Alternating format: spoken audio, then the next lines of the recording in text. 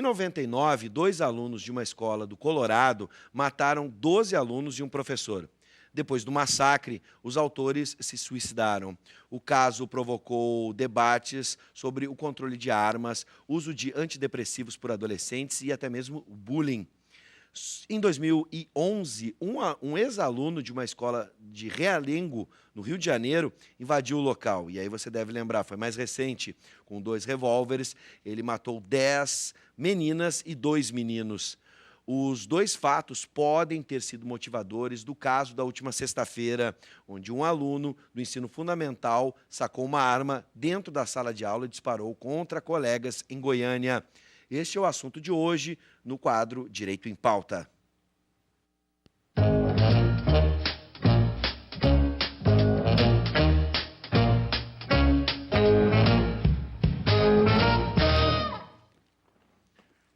Bom, o autor tem 14 anos e estava no 8º ano do ensino fundamental. É filho de um casal de policiais militares. 2 colegas morreram e 4 ficaram feridos. A arma era da corporação militar, usada pela mãe do atirador. O bullying pode ter sido um dos fatores que motivou o ataque. Bom, a gente fez um resumo aqui. Boa noite, professor Paulo Regis. Seja bem-vindo, um assunto extremamente delicado hoje. Boa noite, Bives. Sempre uma alegria estarmos retornando ao programa para tratarmos assuntos jurídicos. Realmente, tens toda a razão, é um assunto extremamente delicado. Para nós tratarmos esse assunto, nós contamos hoje com a presença do professor André César, que é professor de Direito Penal da UBRA aqui do campus de Canoas, e, como sempre, o professor Jorge Trindade, que, entre outras disciplinas, leciona o direito voltado à área da psicologia, chamado de direito, a parte da psicologia que hoje vai ser para nós extremamente importante, né? Sem dúvida. Professor, antes da gente começar esse nosso debate, essa nossa discussão extremamente delicada, um assunto complexo, temos espaço para falar sempre de um lançamento da Livraria do Advogado e está aqui na minha mão. Vamos falar sobre esta obra hoje, professor. Perfeito. Esta obra, Bives, ela é uma obra, mais uma iniciativa da Livraria do Advogado, editora, e é intitulada CPC Passado a Limpo, Parte Geral, Procedimento Comum e Cumprimento de Sentença. Esse é o volume número 1, a autoria do professor Arthur Torres. Arthur Torres, professor, é pós-doutor em Direito Processual pela Unicinos, doutor, mestre e especialista em processo civil pela PUC, do Rio Grande do Sul. A obra indicada consiste em comentários ao sistema processual brasileiro implantado pelo novo Código de Processo Civil, fruto da sua experiência acadêmica e da condição de advogado militante. O texto tem por escopo auxiliar os profissionais e estudantes na resolução de problemas reais. Ele enfrenta artigo por artigo da parte geral, bem como o procedimento comum e o cumprimento da sentença no novo CPC. Muito bem, você encontra este livro na Livraria do Advogado. Agora sim, vamos começar a nossa conversa. Professor César, seja sempre bem-vindo. Vamos começar com o senhor, que é o nosso convidado especial. Bom, para a gente tentar entender, né? Vamos começar sobre esse caso. Até mesmo, professor, para a gente entender, né? Você que está assistindo, lembrando que você pode participar da nossa conversa pelo WhatsApp, está na tela, 99588-2374. Então, professor André César, a gente precisa esclarecer para os nossos telespectadores, o autor da tragédia de Goiás é um adolescente de 14 anos, tá? Como o direito penal e até mesmo o ECA, né, o Estatuto da Criança e do Adolescente, deve enfrentar essa questão? Boa tarde, Bives. Boa tarde, professor. Boa tarde, Paulo Regis, professor Jorge Trindade. Boa tarde, os ouvintes. Bom, a situação do menor tratado pelo ECA reproduz, nesse caso de um crime cometido, uma semelhança, uma linha paralela ao do Código Penal e até mesmo do próprio Código de Processo Penal. Saindo um pouco da técnica, explicando de forma mais genérica, mais simples, não é? Há desdobramentos desse fato, tal qual aconteceria com alguém que cometesse um crime e fosse maior de idade, porém com reservas, com limitações e com tratamento especial por ser menor. Tanto que o próprio ECA traz, no seu artigo 103, a consideração de que ele comete um ato infracional. Porém, a tipificação, ou seja, você encontra essa conduta como crime descrita lá no Código Penal. O que faz com que aquela conduta descrita lá no Código Penal ou em alguma lei especial relativamente à área, ao âmbito criminal, faz com que venha para dentro do ECA, é justamente, e determina, portanto, o tratamento especial menor, é exatamente a condição de ele estar com menos de 18 anos. Ponto. Então, ao invés de se dizer que ele cometeu um crime, ele cometeu um ato infracional. Ao invés de se dizer que ele vai cumprir uma pena, ele vai cumprir uma medida socioeducativa. Ao invés de se dizer que ele está numa prisão, que ele está cumprindo uma pena de reclusão, ele está numa medida de internação. Então, assim como isso acontece, também ele está hoje provisoriamente internado, né, por recomendação do Ministério Público, como se fosse uma representação por uma prisão preventiva a um maior, acolhida pelo juiz, que o Ministério Público ouviu este menor, fez a recomendação de 45 dias inicialmente para que ele permaneça, inclusive uma das justificativas é para a sua segurança, Sim. não é? E faz com que ele permaneça como se o maior permanecesse sob prisão cautelar, como nós chamamos tecnicamente, ou seja, uma prisão preventiva. Mas não se trata de uma prisão preventiva. Nós estamos diante de um tratamento específico, com uma terminologia específica, com determinados limites, porque nós não estamos tratando de alguém que efetivamente vai ser condenado, se eventualmente vir a ser condenado, e vai cumprir uma pena tal qual ela conste para o crime de homicídio e para os outros delitos que porventura estejam ali presentes, como se fosse maior de idade. Ele vai ter limites, inclusive, se eventualmente vir a ser reconhecida a materialidade, a autoria e efetivamente a procedência, não é, dessa acusação firmada pelo Ministério Público. Então, essa é uma ideia que é importante que se diga desde logo, porque há, de uma maneira geral, uma certa, vamos dizer assim, uma visão um pouco diferente que, por ser menor, tem um tratamento privilegiado, ou porque qualquer circunstância ele deixe de sofrer sofrer talvez não seja a palavra adequada, mas deixe de vir a responder penalmente, Sim. não é? Claro. Diante da lei penal, por ser menor. Então, hoje nós temos esse menor apreendido, ao invés de ter sido autuado em flagrante, ele foi apreendido, não é? Por ser menor. Perceba que as palavras específicas, sim. elas não têm um tom de amenizar qualquer coisa, mas sim de dar um tratamento diferenciado e específico por se tratar de um menor. Perfeito. Professor Jorge Trindade, o senhor como professor de psicologia jurídica, né, e como um especialista que nós sabemos dessa matéria, nós queremos lhe consultar.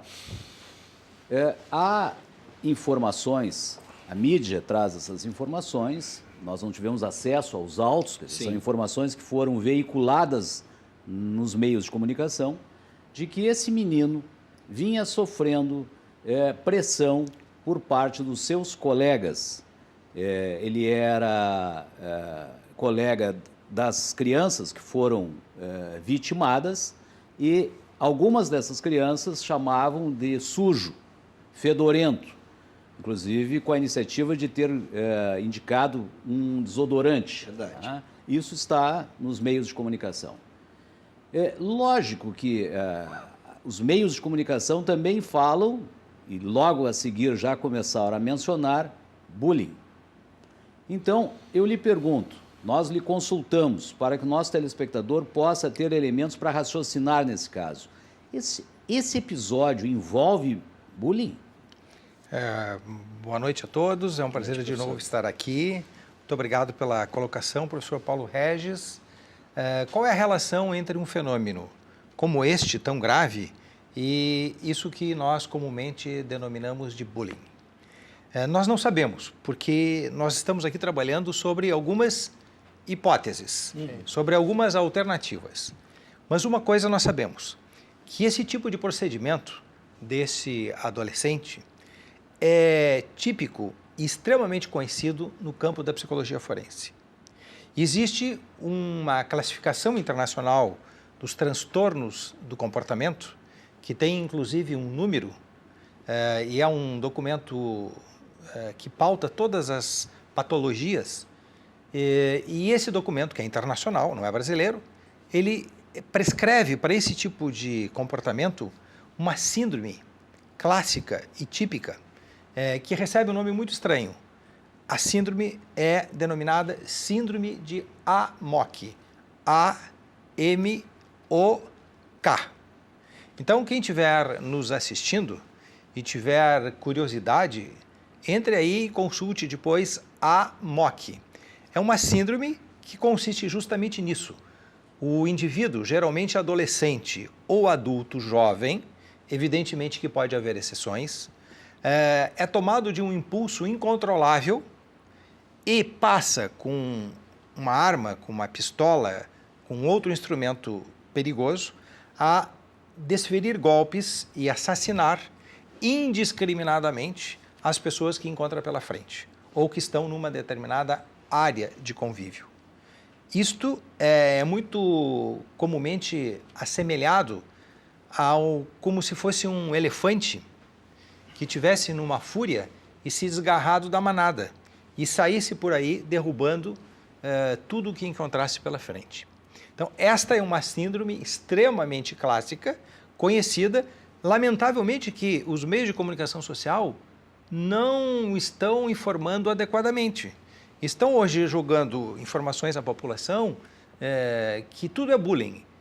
Até pode ser, o bullying pode ter contribuído, pode ter sido uma concausa, pode ter sido um fator desencadeante, tudo bem, mas a síndrome Ele é muito conhecida. Nós podemos, teoricamente, evidente, que nós não temos os elementos, e pode-se dizer que esse jovem, esse adolescente, sofre ou sofria de alguma doença ao chegar a esse momento? A questão aí não é a doença, é o episódio, que se caracteriza por pegar uma arma e sair matando indiscriminadamente as pessoas. Mas eu estou imaginando o que o professor quer dizer, porque no bullying talvez ele tivesse uma reação àquele agressor especificamente. Aí não tem nada, é um agressor. Né? E mais, ó, ele agrediu todo mundo indiscriminadamente. Exatamente. Não vamos sublinhar bem para quem nos assiste. Qualquer pessoa que tenha um ponto que seja contraditado, pega uma arma e sai atirando. Quer dizer, não. Tem que ter uma explosão de tal forma que a pessoa rompe com o princípio da realidade e sai cometendo esses atos de barbaridade. Mas essa pessoa precisa ter um desvio. Pode ser de natureza variada. Mas o que eu queria chamar a atenção, não fugindo da pergunta, pode ser uma psicose, pode ser um surto, pode ser um surto esquizofrênico. Muito bem, mas o que chama a atenção, eu queria deixar bem claro para quem nos assiste. Já notaram que esses episódios, e há mais de 50 registrados nos últimos anos, né, eu tenho no meu manual, tem uma lista de todos os episódios desde o primeiro. Aconteceu na Argentina, mas sobretudo ele acontece em escolas, em universidades, em teatros, em lugares de cultura e de diversidade. Lá onde a gente esperaria que vencesse a compreensão, a tolerância, a amizade, é lá, paradoxalmente, que acontecem esses eventos. Tem uma relação por estarem desarmados as outras pessoas? Por estarem pacificamente acho que é um ataque à cultura. Sim. O AMOC é considerado uma síndrome de ataque da cultura à própria cultura. Então, não é por acaso que esses episódios aconteçam em escolas, universidades, igrejas, eventualmente um show artístico, lugares da cultura. E com isso, o atacante, a pessoa que tem essa alteração súbita, ela está mandando um recado também para a sociedade. Sim, entendi. Ganha visibilidade, é um local público. E manda uma mensagem. Eu não concordo com as coisas da forma que estão postas. Detalhe que eu nunca tinha percebido mesmo, professor. Temos uma pergunta, eu vou juntar, já estava programada essa pergunta, o professor Paulo Regis, mas o Taylor observou bem. Eu ia dizer, algumas pessoas ficam em dúvida, professor André César, se ele, tendo essa medida socioeducativa agora, enquanto é menor, se depois teremos desdobramentos quando se tornar maior. E o Taylor pergunta isso, ele, em primeiro lugar, quando ele é menor de 18 anos, ele cumpre pena como se fosse maior de idade e depois disso ele será encaminhado para algum tipo de tratamento especial? E se for o caso, quanto tempo seria esse tratamento? E até mesmo, quando se tornar maior de idade, vai ter algum desdobramento? Justamente a palavra-chave nesse instante em relação a esse caso, embora nós estejamos tratando de hipóteses e da forma geral, o professor Jorge Trindade, eu estou te respondendo, o professor Jorge Trindade trouxe uma questão muito específica em relação a esse caso. E a respeito disso, as pessoas, nesse momento, estão pensando, talvez, algumas, com certeza, de uma forma um tanto quanto diferente. Essa pergunta reproduz isso. Sim. Por quê? Porque a pergunta, o telespectador está na dúvida justamente, vai haver um tratamento especial? Nós estamos falando de tratamento. A medida socioeducativa, ela tem uma especificidade quanto ao menor justamente por estas circunstâncias. Então, por isso, ele tem um limite de cumprimento da medida socioeducativa que vai até 3 anos. Ele vai alcançar no máximo até 21 anos. E quando ele se tornar maior, ele ainda vai perdurar cumprindo essa medida até que ela finalize. Por quê? Porque ela está relacionada a um fato pretérito à maioridade dele. Se eventualmente ao completar os 18 anos ele venha a cometer um outro fato, seja ele qual for tipificado como crime, então ele vai diante da maioridade responder como alguém que tem maioridade, portanto dos seus atos, assim vai ter desdobramentos a nível de pena, cumprimento de pena propriamente dita. Eu Mas só nesse queria instante, esclarecer ao Taylor, porque ele fala ali a palavra tratamento. Sim. Não é nem pena, porque pena pressupõe uma sentença que condene um adulto, não é nem pena, nem tratamento. Perfeito. Porque tratamento pressupõe doença. Sim. Perfeito. É uma medida socioeducativa, isto é, que visa socializar e educar. Professor Jorge, eu, como um aluno daqueles insistentes, né, não se pode caracterizar nessa situação, teoricamente falando, uma deformação na personalidade dessa criança, desse adolescente.